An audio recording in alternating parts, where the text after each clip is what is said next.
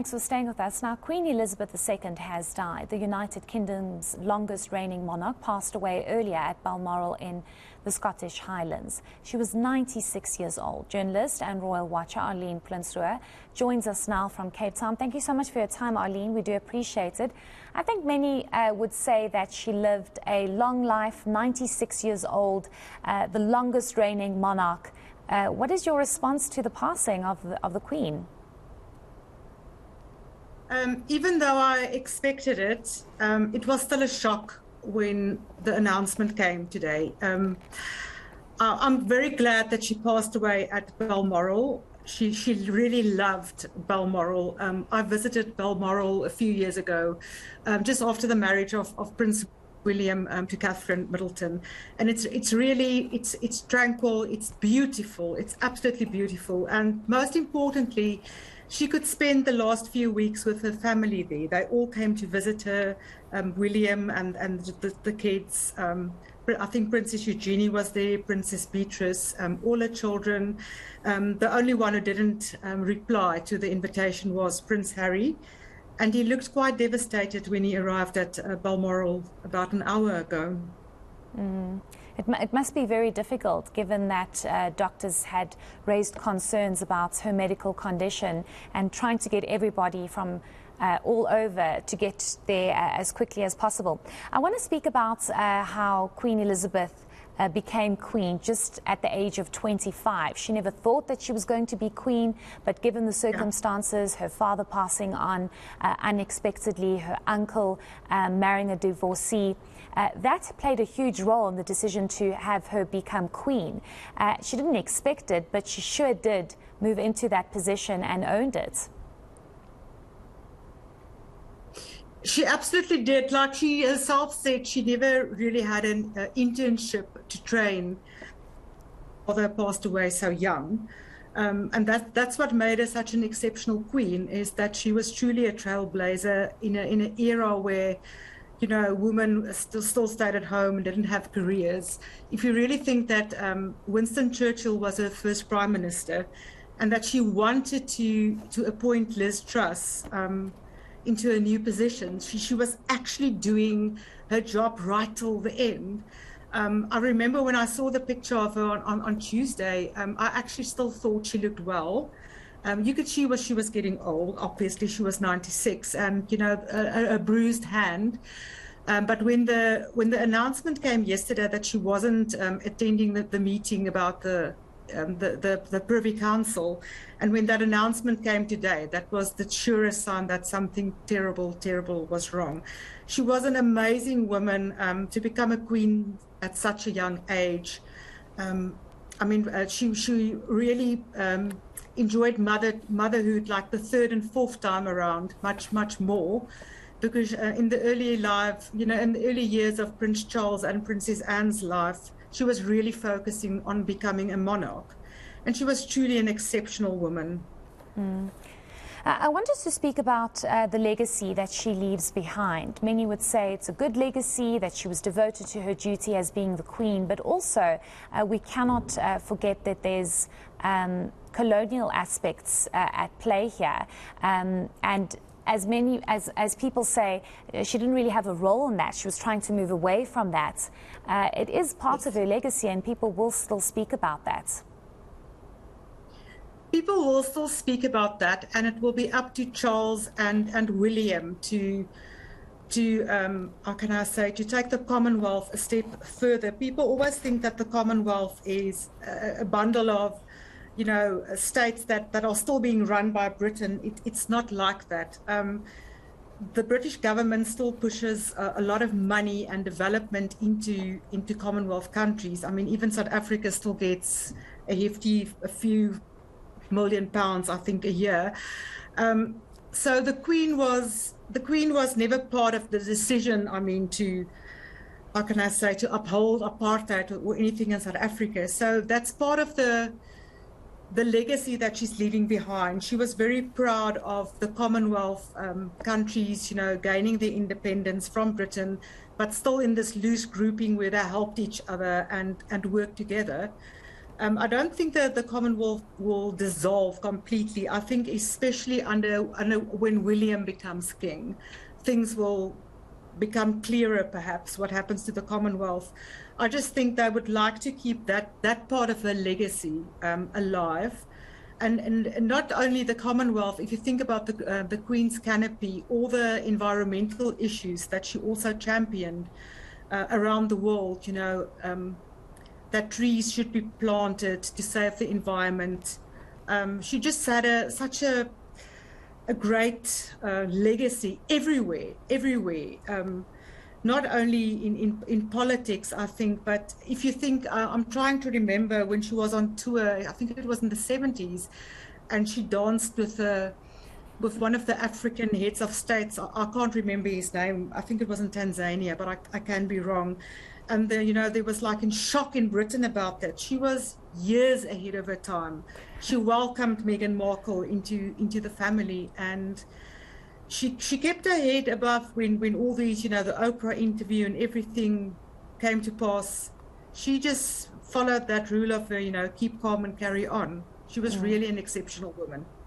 I can't imagine the Queen dancing. That must have been quite interesting to watch, because she seems very danced in yeah, she also danced here in the city, the city hall in Cape Town with Sir de Villiers Graaf. There's pictures of her in a beautiful ball gown dancing with him. Yeah, she was, that's the thing, people see her, will remember her as this old grey-haired woman, you know, and she was young. I've spoken to people who actually met her when she was young, and they said to me she was absolutely gorgeous. This tiny middle, she wore stunning clothes. She was also, if you look at the pictures when she was 24, when she became queen, she was young. She was very, very young. Her style is something definitely that has always stood out for me. I've always been so interested in seeing what color she's going to be wearing next, because everything always matches. The hat matches the jackets and the skirts, and all her jewels and gems as well. But you touched on something quite interesting, and I'll ask that in a separate question, but I want to speak about the drama that unfolded when Princess Diana passed on, and the unfortunate incident where many people almost said it's because of Queen Elizabeth that Princess Diana is no longer here anymore, and that seems to be coming up a lot on social media, which is rather unfortunate. But that must have been a very difficult time for her as well, because I don't think anybody would have wanted Princess Diana to die. No, that's really unfair criticism.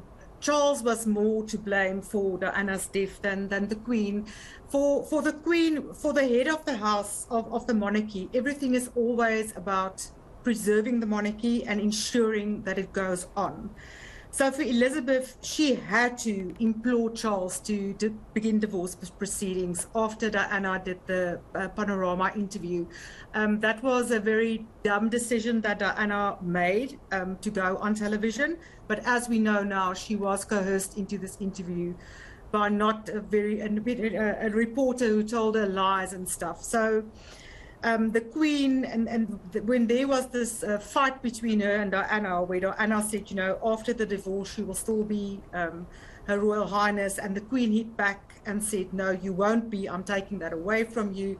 It was Diana's decision to let go of the royal protection bodyguards. And that is what ultimately led to Diana's death, is that she didn't have the appropriate security around her when she was in Paris. And that is also perhaps why Harry is now fighting to get that same protection when he is in the UK. And I'm sure when he was driven up, or firstly flown and then driven from Aberdeen to Balmoral, that he was protected, because he is now there in the capacity as the Queen's grandson. So he's going to get the full protection. It's always unfair when somebody dies, you know, when you try to lay the blame. There was a lot of roles and aspects to play in Diana's death. But most importantly, she didn't have adequate protection. And that was her decision, because she wanted to be free. She wanted to experience how it was, you know, to travel and just walk around in London without 2 to 3 bodyguards. Let's move over to Meghan and the Harry aspect, because Many also said the Queen had a big role to play in Meghan and Harry deciding to leave. You know, aspects of racism have been brought up, given who Meghan is, who her mother is, her background. And, you know, perhaps that's also seen as unfair criticism. What's your aspect on that?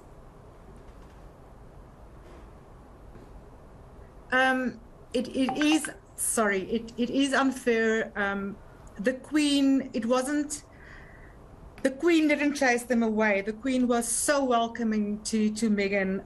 Meghan was even invited for the royal Christmas when they were just engaged, which has never happened before. So, and it's also important to remember that Harry made it plain before, during the Oprah interview, that it wasn't the Queen or Prince Philip who apparently, you know, uttered the racial slurs. That will probably become more clear when Harry's biography comes out in a few months' time. What the Queen was adamant about, and that's again about the preservation of the monarchy, is you can't be a senior royal with one foot in and one foot out. You can't be a senior royal and make money on the side with a side hustle, doing podcasts or writing books or whatever. And that was her decision, and that's why, you know, I think it was such a shock, and that we could also see it when it happened. The reaction of the Sussexes, they really expected that they would get their way, that they could be half royal and start commercial enterprises. And when she put her foot down, she put it down. And I mean, they lost the use of Sussex Royal, the profile tag on social media. So that was her decision, but I don't think it was.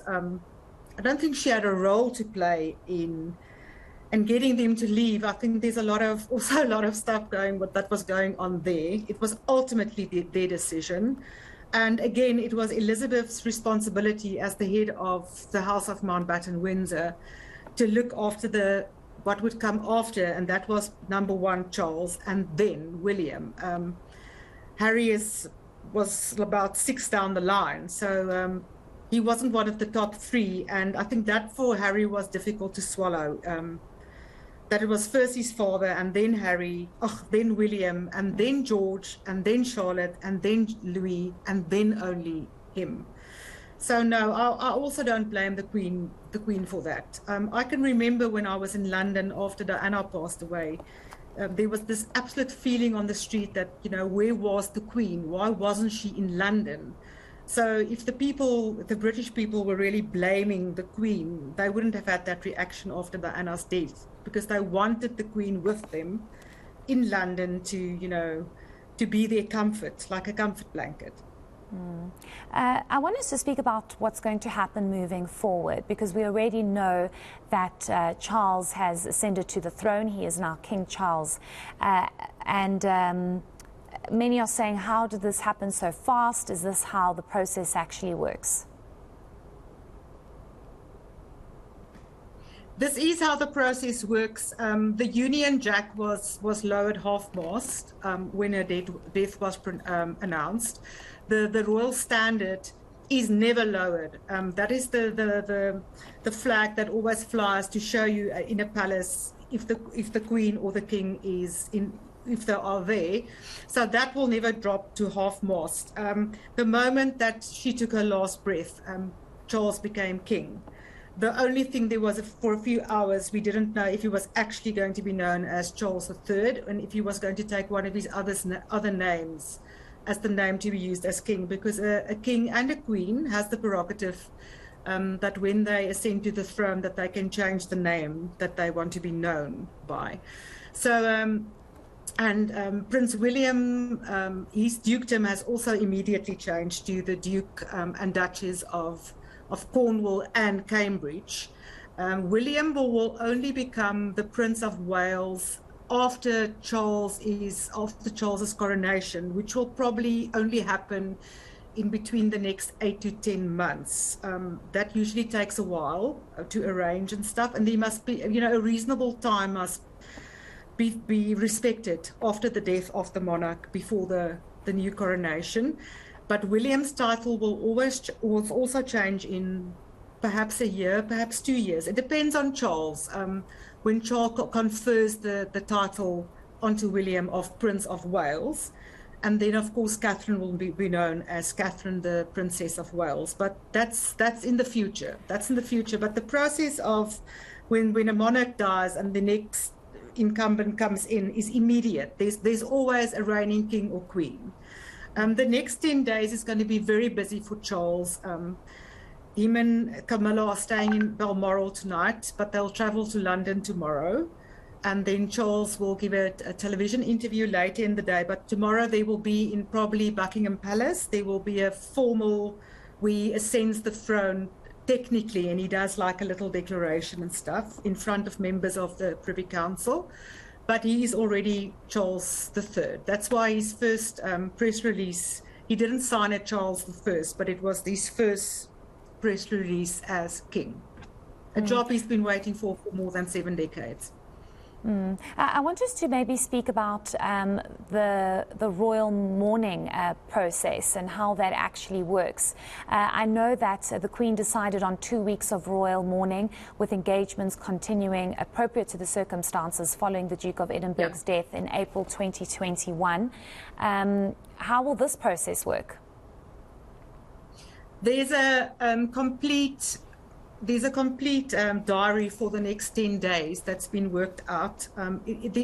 Probably there can be little small changes, but like her body will come down will probably be taken from Balmoral to Edinburgh tomorrow, and then on the royal train it will travel down all the way to London. So expect to see lots of footage of how the train goes and people gathering at the stations and stuff like that.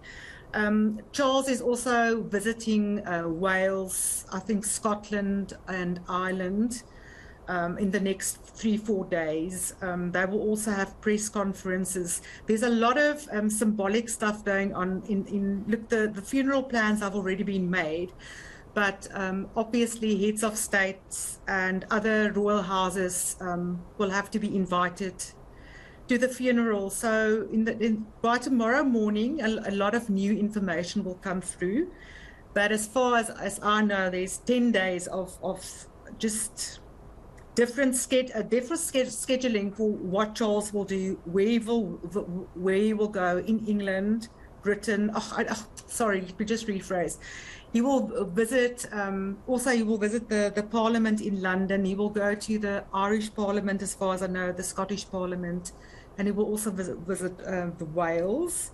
The Queen's body will lie in state in the Palace of Westminster, and that's very beautiful to watch, actually, because like Charles, I don't think Charles will, but William, probably Harry, and some of our other grandsons will guard the casket. There will be lots of flowers, and people will be able to go and pay their respects to her.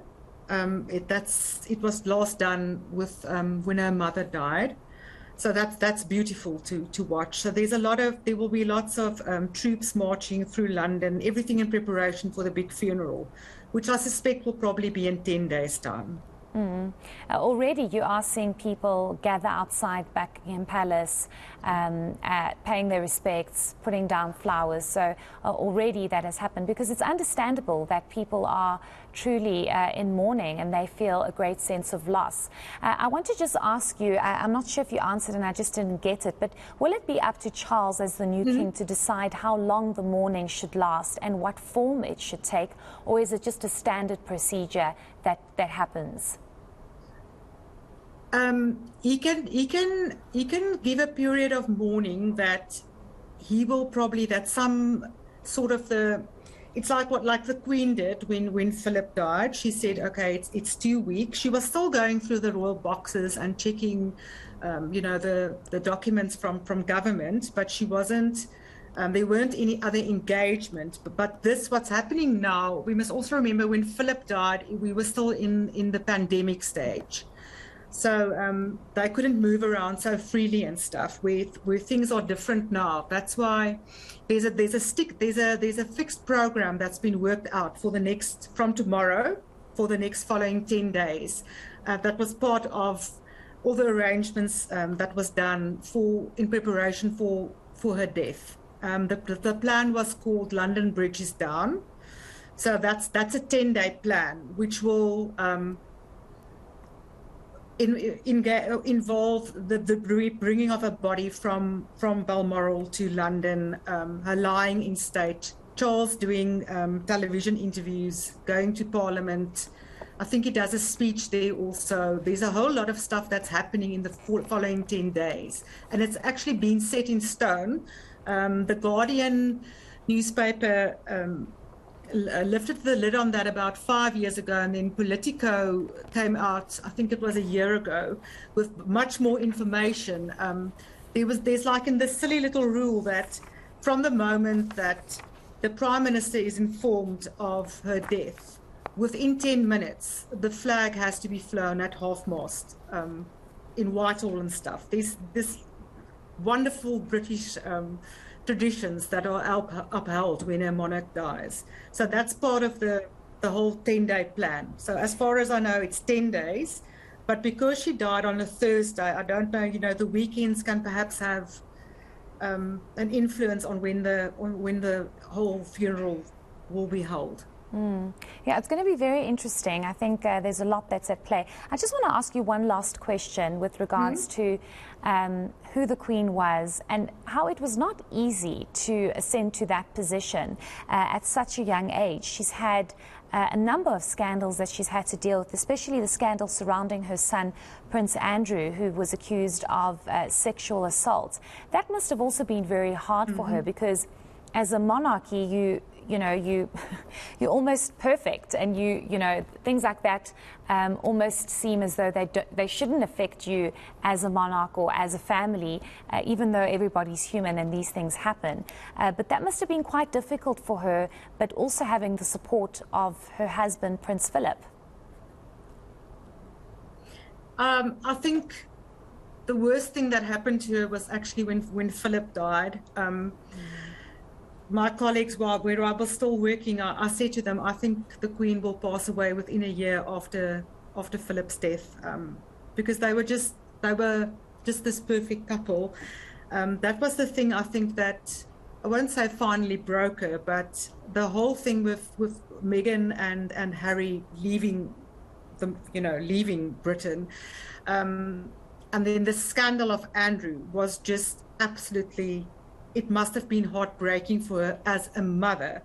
But if you think, it was earlier this year, there was a big, the British press went absolutely ballistic when Andrew went with her to the special service that was held for Philip in Westminster. And that was her choice as a mother, that her son had to help her into the church. She knew she was going to be critiqued for that, and she just decided she wants Andrew because he's her son.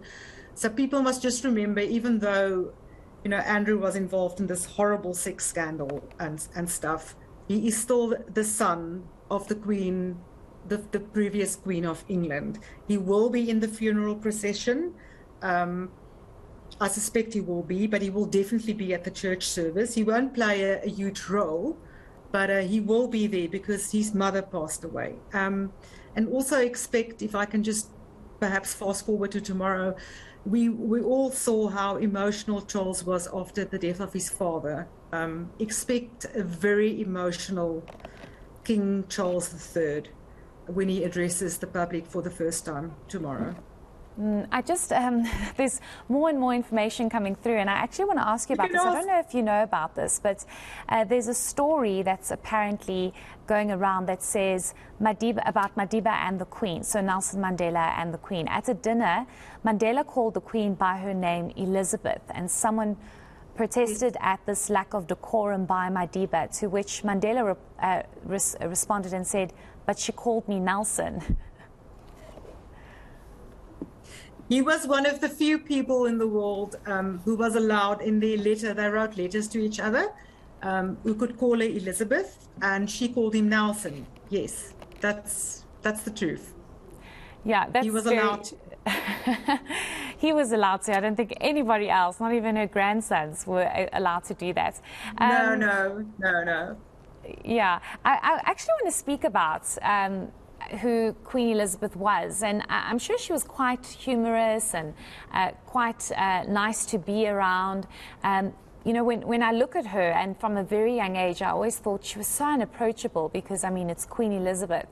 But I'm sure she would hold up a conversation and would be interested. There's visuals that we actually show when she's with her great-grandchildren, and you can see she's trying to engage with them and trying to interact with them.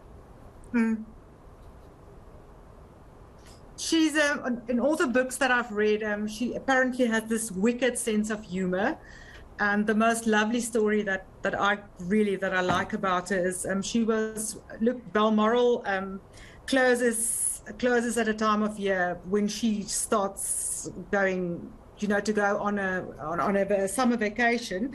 But there is a few weeks where she just lives in a cottage near the castle, and she was walking with a protection officer.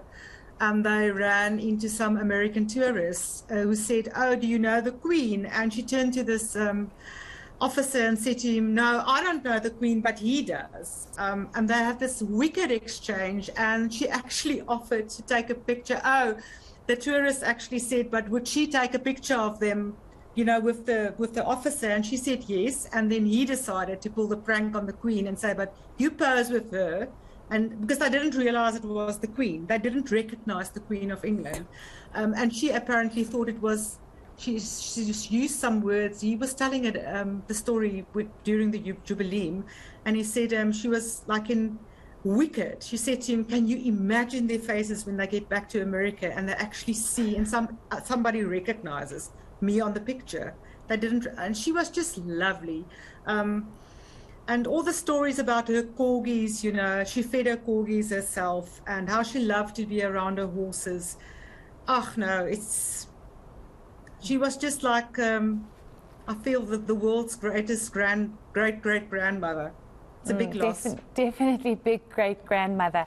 Just lastly, I want to speak about how Britain is feeling at this stage, because you're seeing hundreds of people flocking to Buckingham Palace, and it almost, you know, reminds you of, for example, when Princess Diana died. I mean, the world was completely shocked. I know that's a completely different situation and dynamic, because the Queen was 96 and many say she lived a long, good life.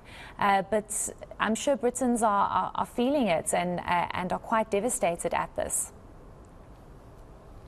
I think they're devastated. I've got a few friends living in Britain, and I know with the Jubilee, we were, you know, texting and saying, people actually knew when she came onto the palace balcony at the end that Sunday evening after that fabulous concert. We all knew it was going to be the last time, and even royal commentators were saying then, this will probably be the last time that we see Queen Elizabeth on the palace balcony. So there was the sense of, we were expecting this. We are going to see lots of people outside the palaces, lots of flowers being laid down. I don't think we will see that raw sense of emotion that we got with Diana, because she was 36 and it was completely unexpected. And for the past year, the Queen hasn't been in good health. So it's, you know, you've had this build up of you thinking, you know, when is she going to die? When is she going to die? And now it's happened. It's still a huge shock, but that's what we're going to see, what we've been seeing now outside the palace, not only Buckingham Palace, but also Balmoral and in Windsor, where she lived for the past 2 years, is the people taking the flowers, lighting candles, leaving little notes. It's going to be, it's a very special time in world history to watch this momentous happening. And look how, you know, there are thousands of people outside Buckingham Palace. They're standing there in the rain with their umbrellas. They just want to be together, because that's the one wonderful thing that I also experienced when Diana died, is that feeling you go there and you are part of a bigger group. And in that you find solace by being around people who are feeling and experience the same feelings that you are. And it also speaks to the role that she played. You know, many might have criticized her for what happened in the past, but I mean, these pictures that we're showing you now outside Buckingham Palace tell a very different story, that they do, you know, they do support her and they do love her. I just want to ask you one last question. I think you actually mentioned it but I'm not sure. Maybe you can just help us with this. Apparently, the Queen's secret code name is London Bridge, and The Guardian reported it in 2017 in an article detailing Elizabeth's funeral plans. When the Queen passes, apparently Buckingham Palace officials are to use the phrase, London Bridge is down. Yes, that's correct. Yeah. Wow. That's correct. And it's in that big plan, London Bridge, that what I call it, that the next 10 days, all the events are planned in that. It's a very thick document. It's minutely, the little things like that, like I said about the flag, 10 minutes after she's passed, the flag needs to be half-mast. It's that little British absolute treasures that just make that country so great. That's in that planning. So everything is planned, and she was that plan was how do you say, she was in on the plan, and she made like Philip too, who said, you know, how he wanted to have his funeral. She knew it was going to be a state funeral, but there will be personal touches like the hymns that will be sung or music that will be performed. It will come out in the next couple of days. They will say this was the wish of the Queen. So, yeah, London Bridge is down tonight. It is down. That's so tragic. Anyway, thank you so much. You've been really insightful, and I've learned a few new things about the Queen. We appreciate your time this evening. That's Arlene Prinsloo, who is a royal watcher. Now,